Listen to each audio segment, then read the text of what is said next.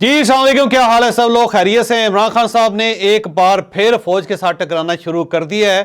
اب یہ جو ٹکراؤ عمران خان صاحب کی طرف سے ہو رہا ہے، اس کا مقصد کیا ہے اور اس کا نتیجہ کیا نکلے گا، یہ ہم آپ کو آج کے ویلاگ میں بتائیں گے۔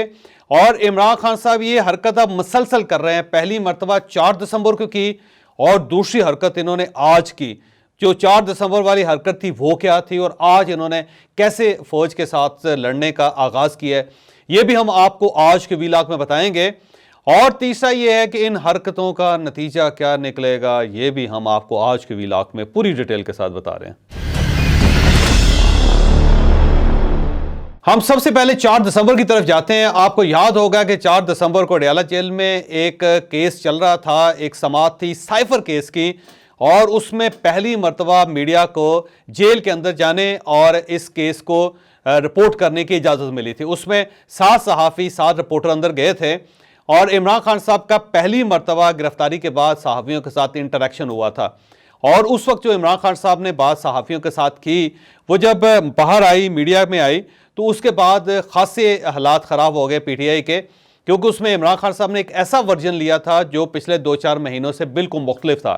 اس میں انہوں نے کہا کہ میں ڈٹا ہوا ہوں، میں پیچھے نہیں ہٹا، میری کسی کے ساتھ کوئی ملاقات نہیں ہو سکتی، اور کوئی میرے ساتھ ملاقات کر بھی نہیں سکتا ہے، یہ جرت بھی نہیں کر سکتا۔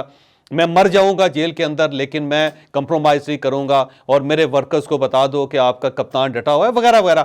بہت ساری ایسی چیزیں تھیں جو رپورٹرز نے بعد آ کے رپورٹ کی، اور اس کے بعد ظاہر ہے خاصا ایک ٹف ٹائم ملا پاکستان تحریک انصاف کو، اور اسٹیبلشمنٹ نے اور ریاست نے یہ سوچنا شروع کر دیا کہ ہم نے جو عمران خان صاحب کو حقوق دیے تھے وہ عمران خان صاحب افورڈ نہیں کر سکتے، یا عمران خان صاحب اس کے اہل نہیں ہیں، اور یہ غلطی ہمیں آئندہ نہیں کرنی چاہیے۔ تو اب ایک نئی پالیسی ظاہر اسٹیٹ بنا رہی ہے، جس میں اس میں کوشش ہوگی کہ عمران خان صاحب کے ساتھ کم سے کم انٹریکشن ہو میڈیا کا۔ تو یہ پہلی بڑی غلطی تھی عمران خان صاحب کی، جس میں ان کے ساتھ ظاہر معاملات چل رہے تھے، حالات ٹھیک ہو رہے تھے، لیکن عمران خان صاحب نے وہ حالات ٹھیک نہیں ہونے دیے۔ اب سوال یہ ہے کہ کیسے حالات ٹھیک ہو رہے تھے؟ دیکھیں، عمران خان صاحب نے اپنے آپ کو مائنس کر لیا تھا، انہوں نے گور خان صاحب کو اپنا چیئرمین بنا دیا تھا پارٹی کا۔ اب گور خان صاحب جب چیئرمین بن گئے تو پھر گور خان صاحب کے لیے ظاہر ایک نیا فیز تھا کہ وہ فوج کے ساتھ اپنے معاملات درست کر لیتے، ان کے ساتھ بات کر کے کم از کم اتنی سپیس ضرور حاصل کر لیتے کہ الیکشنز میں پاکستان تحریک انصاف پارٹیسپیٹ کر سکتی۔ لیکن عمران خان صاحب کی اس غلطی کی وجہ سے گور خان صاحب کی جو ریٹ تھی وہ ختم ہو گئی، اور یہ ثابت ہو گیا کہ وہ ایک ربڑ سٹیمپ ہیں اور ان کے پاس کوئی اختیار نہیں ہے، اور عمران خان صاحب ہی معاملات کو چلائیں گے۔ اور گور خان صاحب اگر ان کے کوئی کہیں نہ کہیں کوئی بات چل رہی تھی تو وہ سارے معاملات وہاں پہ سبوتاج ہو گئے، وہ زیرو ہو گئے۔ اور دوسرا عمران خان صاحب نے اس کے اندر یہ غلطی کی کہ انہوں نے یہ ثابت کر دیا، یہ کہہ دیا کہ میں تو 9 مئی اور 10 مئی والا عمران خان ہوں، اور میں ابھی تک ڈٹا ہوں، میں پیچھے نہیں ہٹ رہا۔ تو یہ دو ایک ایسے میسج تھے جس کے ساتھ پاکستان تحریک انصاف کو ٹھیک ٹھاک قسم کی ڈز پہنچی۔ آج تو دوسری غلطی عمران خان صاحب نے کی، وہ اس سے زیادہ خطرناک ہے۔ وہ غلطی یہ ہے کہ آج دن کو آرمی چیف پشاور کے اندر تھے، اور وہاں پہ انہوں نے اپنی افغان پالیسی جو ہے، افغان مہاجروں کے بارے میں جو پالیسی ہے وہ دی، اور اس میں آرمی چیف کا کیا کہنا تھا وہ آپ ملاحظہ کر لیں۔ جب یہ خبر عمران خان صاحب تک پہنچی تو عمران خان صاحب نے ایک ٹویٹ کر کے اس خبر کو یا اس پالیسی کو سبوٹاج کرنے کی کوشش کی۔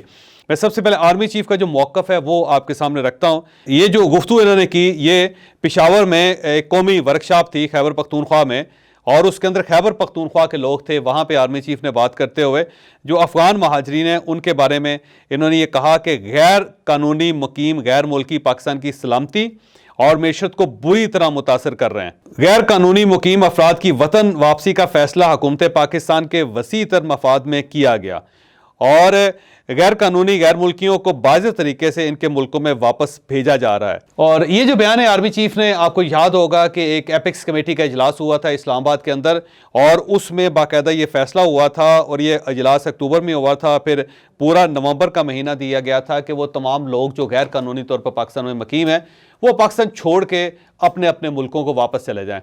تو آج یہ بات آرمی چیف نے اسی کانٹیکسٹ میں کی تھی، لیکن شام کے وقت پھر 7:43 پہ عمران خان صاحب کی طرف سے ایک ٹویٹ آ گئی۔ اب عمران خان صاحب نے یہ ٹویٹ کیسے کروائی یہ تو مجھے اندازہ نہیں ہے، لیکن بہرحال عمران خان صاحب کا جو ٹویٹر ہینڈل ہے اس سے یہ ٹویٹ نکلی، اور اس میں باقاعدہ جو افواج پاکستان اور ریاست پاکستان کی جو پالیسی ہے اس کے خلاف انہوں نے بات کی۔ اب عمران خان صاحب کی جو ٹویٹ ہے وہ کیا ہے وہ میں آپ کو پوری پڑھ کے سنا دیتا ہوں. انہوں نے افغان مہاجرین سے ریلیٹڈ کہا, افغان مہاجرین کے ساتھ روا رکھا جانے والا سلوک دین اسلام, کتاب اللہ, سنت رسول صلی اللہ علیہ وسلم اور ہماری معاشرتی اقدار سے متصادم ہے. ہجرت کو اسلام میں خاص مقام حاصل ہے. حضرت موسیٰ علیہ السلام, جناب ابراہیم علیہ السلام اور رسول اللہ صلی اللہ علیہ وسلم سمیت جلیل القدر پیغمبر ہجرت کے مراحل سے گزرے. جنگ اور آفات کے نتیجے میں اپنی زمین سے محروم کیے جانے والے پناہ کے طالب مہاجرین کے ساتھ حسن سلوک اور عزت و تکریم کے ساتھ ان کی دیکھ بھال بطور قوم ہم پر فرض ہے. افغانستان ہمارا برادر اسلامی ملک ہے اور ہمسایہ ہے. دونوں ممالک کے عوام صدیوں پر محیط برادرانہ تعلقات میں بندھے ہوئے ہیں. قوموں کے لیے اپنے ہمسائے بدلنا ممکن نہیں ہوتا. وقت کے بہاؤ کے ساتھ انہیں ایک دوسرے کی ضرورت پڑتی رہتی ہے. ہمسایوں کے ساتھ گہرے بااعتماد تعلقات پاکستان کے محفوظ مستقبل کی ضمانت ہیں اور پاکستان نے 40 برس تک افغان مہاجرین کی خدمت کی ہے. محض ناقص حکمت عملی کے باعث برسوں پر محیط مہمان نوازی کے اثرات ضائع کیے جا رہے ہیں. 250 ملین نفوس پر مشتمل قوم پر 1.5 ملین مہاجرین کو زیادہ بوجھ نہیں ہے. اپنی دھرتی سے نکالے جانے پناہ کی تلاش میں پاکستان والے مہاجرین کا بڑا حصہ غریب ترین افراد پر مشتمل ہے. پورے معاملے کو تہذیب اور شائستگی اور حکمت سے نہ نپٹانے کی وجہ سے پوری افغان قوم میں منفی جذبات جنم لیں گے. ناقص حکمت عملی کے نتیجے میں پیدا ہونے والی بدمزگی ان کی نفسیات کا حصہ بنے گی اور دونوں ممالک کے مابین دیر پا تعلقات میں ایک مستقل دراڑ کا اندیشہ ہے.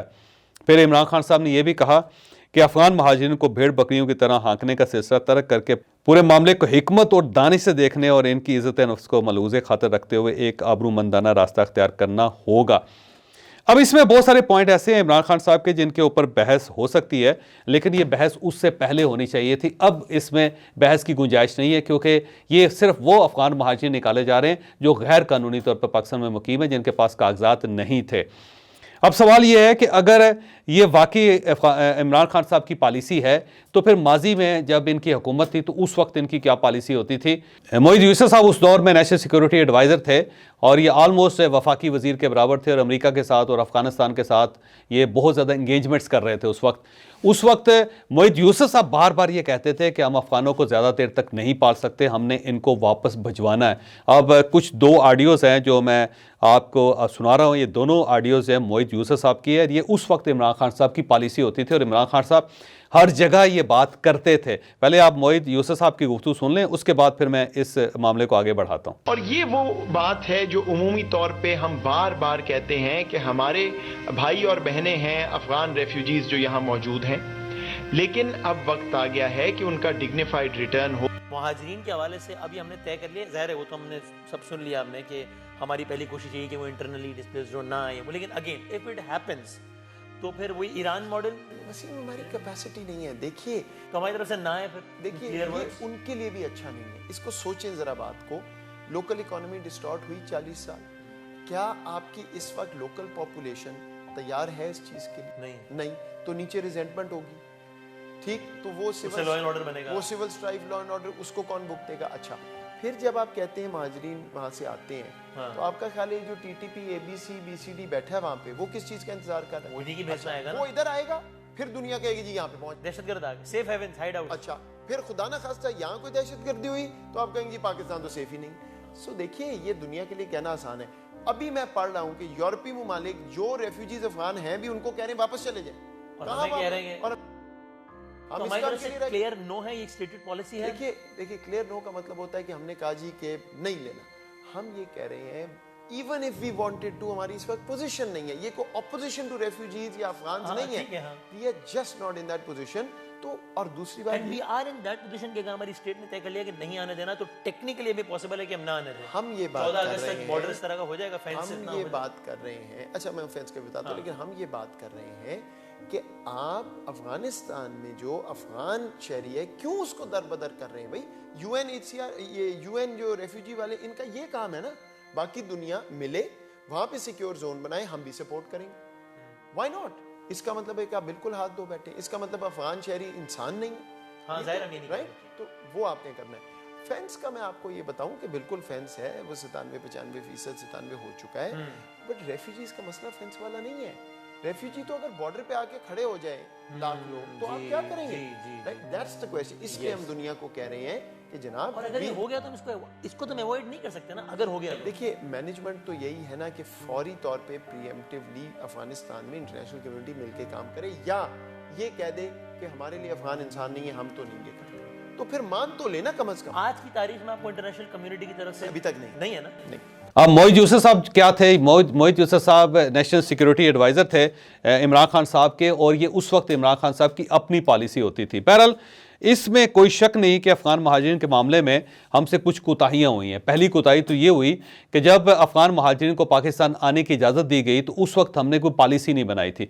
हमने ये नहीं देखा था कि जब 45 लाख लोग पाकिस्तान के अंदर आएंगे तो पाकिस्तान का जो माशी और समाजी ढांचा है उसको कितना नुकसान पहुँचेगा. तो वो ये गलती थी जिसका खमियाजा पाकिस्तान को तवील अरसे तक भुगतना पड़ा, मंशियात की शक्ल में भी और उसके साथ साथ ये असलहा जो है उसकी शक्ल में भी, और एक कल्चरल कॉन्फ्लिक्ट भी पाकिस्तान के अंदर पैदा हुआ. फिर हमने कोई दूसरी को पॉलिसी नहीं बनाई थी कि जब अफ़गान महाजरीन को हमने पाकिस्तान से बाहर वापस कैसे भिजवाना है, जब उनके मुल्क में अमन होगा तो हम इन लोगों को कैसे वापस भेजेंगे. तो ये भी हमारी एक बहुत बड़ी गलती थी.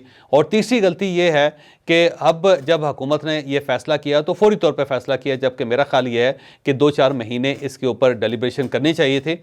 और अगर हम कोई ऐसी पॉलिसी ले आते हैं कि कुछ लोग जो पाकिस्तान के अंदर रहना चाहते हैं और वो अगर $1 मिलियन या $500,000 या $2 लाख पाकिस्तानी ख़जाने में जमा करवा दें तो फिर उनको उसी तरह जैसे यूरोप के अंदर या टर्की के अंदर इमिग्रेशन दी जा सकती है, तो इस तरह इनको भी इमिग्रेशन दी जा सकती थी. इससे शायद पाकिस्तान का जो हमारे रिजर्व्स हैं वो भी बेहतर हो सकते थे और इस कॉन्फ्लिक्ट को ज़्यादा बेहतर तरीके से हैंडल किया जा सकता था. ये बात इस हद तक तो मैं दुरुस्त मानता हूँ. लेकिन ये जो कह देना कि इस सारे मामले को जो पैगंबरों के साथ मिला देना, हज़रत मूसा अलैहिस्सलाम के साथ मिला देना, हज़रत इब्राहीम अलैहिस्सलाम के साथ मिला देना और रसूलुल्लाह सल्लल्लाहु अलैहि वसल्लम के साथ मिला देना, मेरा नहीं ख्याल कि इसकी कोई जस्टिफिकेशन है.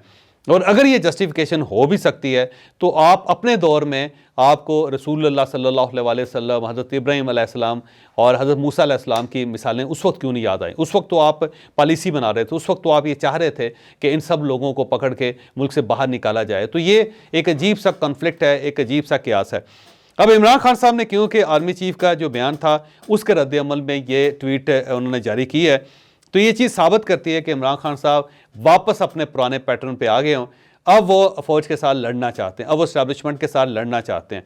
अब अगर ये लड़ना चाहते हैं तो अब फिर वो जो एक छोटी सी स्पेस इनके लिए पैदा हुई थी कि नए चेयरमैन अगर इनके आ गए हैं और उस चेयरमैन को मौका देना चाहिए कि वो अफ़ाम व तफ़हीम के साथ अपनी सियासत को आगे लेके जा सके, पार्टी को बतौर पार्टी वो इस्टेब्लिश कर सके, तो मेरा ख्याल है वो भी सबोटाज कर दिए इमरान खान साहब ने. अब गुंजाइश नहीं है गौहर खान साहब के लिए कि वो मामलात को दुरुस्त कर सकेंगे. तो इमरान खान साहब वापस अपनी ट्यून पे आ रहे हैं और इस ट्यून का इनको नुकसान ही होगा, इसमें इनको फ़ायदा कोई नहीं होगा. पहला नुकसान तो ये हो सकता है कि इनके केस बड़ी स्पीड से चलें और उसके बाद इनके ऊपर बाकायदा फ़ैसले नाफज हो जाएं और ये इलेक्शन से बाहर हो जाएं. और फिर साथ साथ ये जो आज अकबर एस बाबर साहब की पिटीशन लगी हुई है वो इलेक्शन कमीशन जा रहे हैं, तो मेरा ख्याल अकबर एस बाबर साहब को आज एक बहुत बड़ा रिलीफ मिल जाएगा और गौहर खान साहब के लिए शायद आज का दिन को बहुत अच्छा ना हो और उसके साथ साथ पाकिस्तान तहरीक इंसाफ के लिए भी ये दिन को बहुत अच्छा ख़ास ना हो. तो ये जो फ़ौज के साथ इस्टेब्लिशमेंट के साथ टकराने की दोबारा पॉलिसी इमरान खान साहब ने अपनाई है,